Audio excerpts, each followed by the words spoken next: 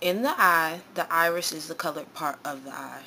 The iris makes the pupil smaller if the light is bright and makes the pupil larger if there is less light. The lens assumes a fat or thin shape as needed to focus close on distant objects through the action of the ciliary muscle to which it is attached. When light hits the back of the retina at a fixed distance behind the lens, photoreceptors in the retina, called rods and cones, break down chemically and initiate nerve impulse conduction. From the rods and cones, the neural impulse goes to the amacrine cells, then horizontal cells, to bipolar cells, and finally to ganglion cells, which send the nerve impulse down to the optic nerve. The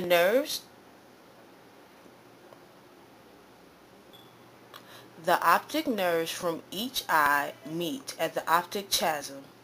In the optic chiasm, some of the axons from each retina undergo decussation, which means the left half of the field of vision is perceived by the right cerebral hemisphere, and vice versa.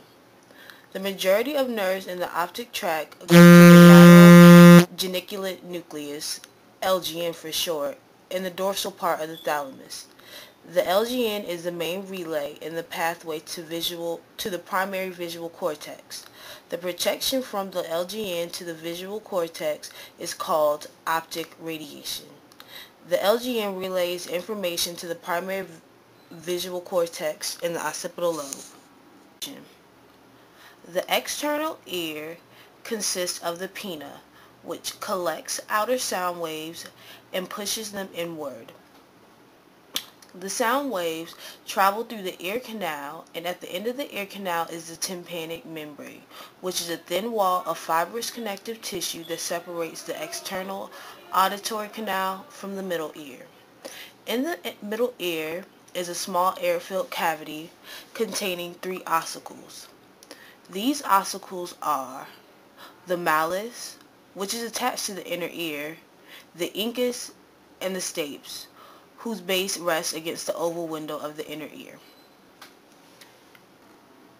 Inside the inner ear, you can find the cochlea, which contains 3 channels that spiral along inside each other. These 3 channels are the scala vestibuli, which ends at the oval window, scala tympani, and the scala media, which is separated by the scapula vestibuli and the vestibular membrane, and from the scala tympani and the basilar membrane. Resting on the basilar membrane is the organ of Corti, which contains inner and outer hair cells that detect auditory stimulation. The base of these hair cells synapse with the first-order sensory neurons.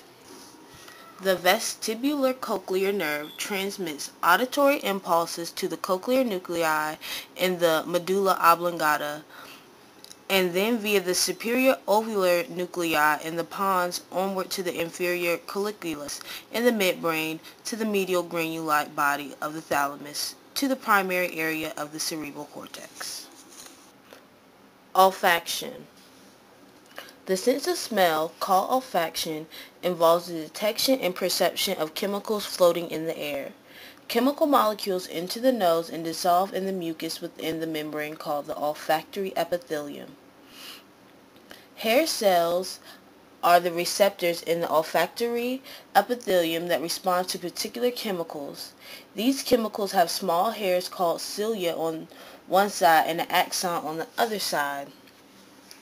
The electrical activity produced in these hair cells is transmitted to the olfactory bulb. The information is then passed on to the mitral cells of the olfactory bulb. The olfactory tract transmits the signal to the brain to areas such as the olfactory cortex, hippocampus, amygdala, and hypothalamus. Many of these areas are part of the limbic system. The limbic system is involved with emotional behavior and memory. That's why you smell something and it often brings back an associated memory with the object. Gustation. The organ for taste is called the taste bud, located on the papilla of the tongue. Each taste bud is made up of several taste receptor cells. Each receptor in a taste bud responds best to one of the basic tastes. A receptor can respond to other tastes, but it responds strongest to a particular taste. There are two cranial nerves endings on the tongue used for taste. They are cranial nerve number 7 and cranial nerve number 9. The facial nerve, also known as cranial nerve number 7, innervates the front two-thirds of the tongue, and cranial nerve number 9 innervates the back one-third of the tongue. Another cranial nerve, the vagus nerve, cranial nerve number 10, carries taste from the back part of the mouth. The cranial nerve then carries the taste information to the brain, to a part of the brainstem called the nucleus of solitary tract, NTS for short. From the NTS, taste information goes to the thalamus and then to the cerebral cortex. Like for smell and taste, the information also goes to the limbic system, including the hypothalamus and amygdala. Another cranial nerve also innervates the tongue but is not used for taste, but rather pressure, temperature, and pain. The stimulus for touch include pain, heat, and cold. Movement of hair on the skin's surface, sudden displacement of skin, light touch, skin stretch, or the stretch or injury to joints or muscle are what signal the touch receptors.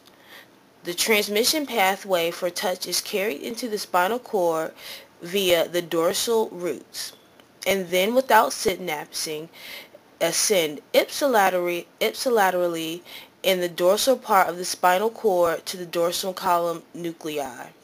Sensory input from the legs synapse in the nucleus gracilis, and input from the arms synapse in the nucleus cutaneus.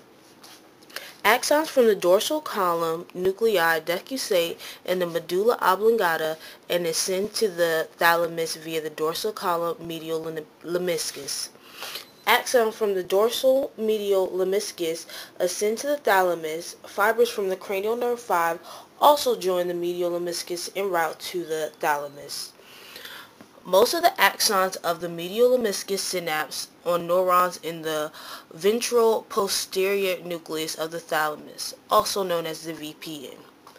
Axons from the VPN project to the primary somatosensory cortex. The primary somatosensory cortex is located on the postcentral gyri on the parietal lobes. The output of the primary somatosensory cortex is mostly projected to the secondary somatosensory cortex located just inferior to the primary somatosensory cortex located in the ventral portion of the postcentral gyrus and is hidden by the lateral fissure.